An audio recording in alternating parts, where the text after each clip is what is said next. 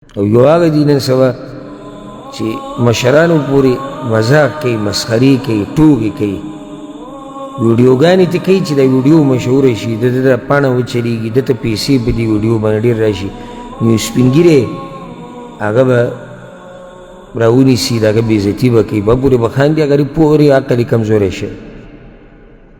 مخکې ورځو کې یو ویډیو مې کته، یو ملګري راته رالېږلی، ما ته اکثر دا ملګري عجیبه ویډیو ویني چې راویلېږي ما ته، ته پته چې دی به بیا څه بحث به کوي.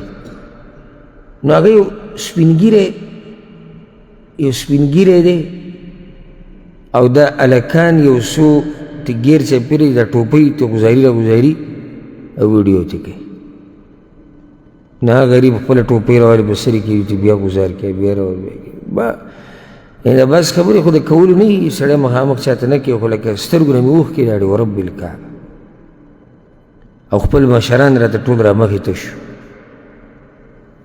اما چې څنګه یو سپین ږیری ته د هغه د ټوپۍ، ټوپۍ د عزت نښه ده، ټوپۍ پټکې دا ډېره د عزت یو نښه حسابېږي. کله سړی تاسو خیال کړی که چا نه بخښنه غواړي، معافي غواړي، روغه کي، جرګه کي، دا خو هغه خلک به پوهېږي چې هغه درانه مؤمنان وي. سپک خلک په دې څه پوهېږي، ټوپۍ د سر نه وباسي کېږي. زموږ دا خبره به وي منې، دا ټوپۍ کوزول د سر نه دا د یو غټ کار وکړو. نو د سپین ږیري نه ټوپۍ ګزاره او بیا خاند او ټوغې کوه، او بیا دا خو دي بې ادبه او بېهوده خلک، خو چې څوک دا ویډیو ګوري او د دې نه مزه لري، د هغوی په باره کې څه، او څوک په دې راضي دی چې د هغه د مشر سره دې دا کار وشي، د هغه د مشر د سر نه دې څوک ټوپۍ ګزار کړي. ورب الکعبه موږ خو په دې نه یو راضي چې زموږ مشر چا ته لاس نیسي مخکې کړي د سلام دپاره، او هغه ته لاس راکاږي، موږ په دې نه یو راضي. پاتې را ده چې زموږ د مشر د سر نه یې څوک ټوپۍ ګزار کړي او بیا دې د هغه نه ویډیو کوي او خاندي دي او مذاق ته جوړ کړي. دا د نن سبا زمانه ده. یو ویډیو ډېره مخکې ما لیدلی و چې د پنجاب طرف ته، دا پښتانه و دا چې ما ته ټوپۍ وه،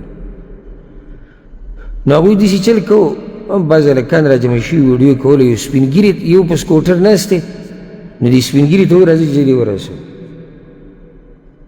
نو چې هغه سپین ږیری په سکوټر کښېني دی، د سکوټر روان کړي، هغه راولېږي،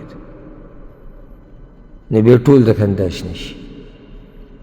کم تربیت د دوی مور پلار کړی دی چې دا کار کوي. یو مشر داسې بې قدري کول، یو سپین ږیري داسې بې قدري کول. رسول صلی الله علیه وسلم به مجاهدینو ته ویل، صحابه کرامو ته وایي چې لاړ شئ نو په جنګ کې به ماشومانان نه وژنئ، زنانه به نه وژنئ، او د هغوی سپین ږیري به نه وژنئ. د کافر سپین ږیری به په جهاد کې نه وژني، د کافر. او ته د مسلمان سپین ږیري بې ادبي او سپکاوی کې صرف دې دپاره چې ویډیو وچلېږي. مشکل زموږ په دې معاشره کې څه دی، یو سړی که مشهورېږي خو زموږ د لاسه مشهورېږي که نه، هسې خو څوک نشي مشهورېدلی. داسې قسمه خلک چا مشهور کړي؟ موږ مشهور کړي که نه. که موږ د ده دا ویډیو نه کتې، که موږ ده ته نصیحت کړی وی، که موږ ده ته قار شوی وی، نو خو چا به دا کار نه کړی چې خلکو وایي زموږ معاشره درنه معاشره ده کې دا ویډیوګانې نه چلېږي. لیوني پورې مذاق، سپین ږیري قصه خو ده، د لیوني پورې مذاق. لیونی غریب په څه پوهېږي؟ ها، نو دا لیونی به راونیسي، هغه به قار کړي، هغه به په کنځلو راولګي، خانده ورته. لکه دا د الله بنده دی، دا د الله بنده دی، ته ته پته شته د الله بنده دی، د ده دماغ کار نه کوي، ته ده پورې خاندې، ته ده پورې مذاق کوي. چې دماغ یې روغ، ته یو سړي پسې ورشه چې په سره ځوانۍ کې دماغ یې روغ وي، چې یخ دي کیسه، ته پورې وخانده. نو لیونی دې راټینګ کړی دی، هغه پورې مذاق کوي، هغه نه ویډیوګانې کوي. کوم ځای ته زموږ دا معاشره ورسېده. زنانه سره به ناسي ویډیو به کوي او موږ مرسته کوو، موږ ته مخ لږ ښکاره کړه خپل چې موږ دې ووینو. موږ دا کوم ځای کوم طرف ته موږ روان یو؟ پښتانه داسې خلک وو چې دې انټرنېټ زموږ نه هغه اسلام او هغه پښتو هر څه زموږ نه ګډوډ. اسلام په یو ګوټ کې موږ په بل ګوټ کې، پښتو په یو ګوټ کې موږ په بل ګوټ کې. نو الله دې زموږ په حال باندې رحم وکړي، الله دې زموږ د مشرانو حفاظت وکړي، او الله دې زموږ مشران نه بې عزته کوي، او څوک چې زموږ مشران سپین ګیري او زموږ علما زموږ زنانه زموږ لیوني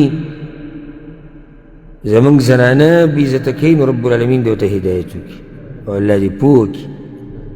او چې کله هم داسې مخې له ستاسو داسې ویډیو درشي او کس درشي پوه کوئ، وایي وروره ستا دا کار غلط دی.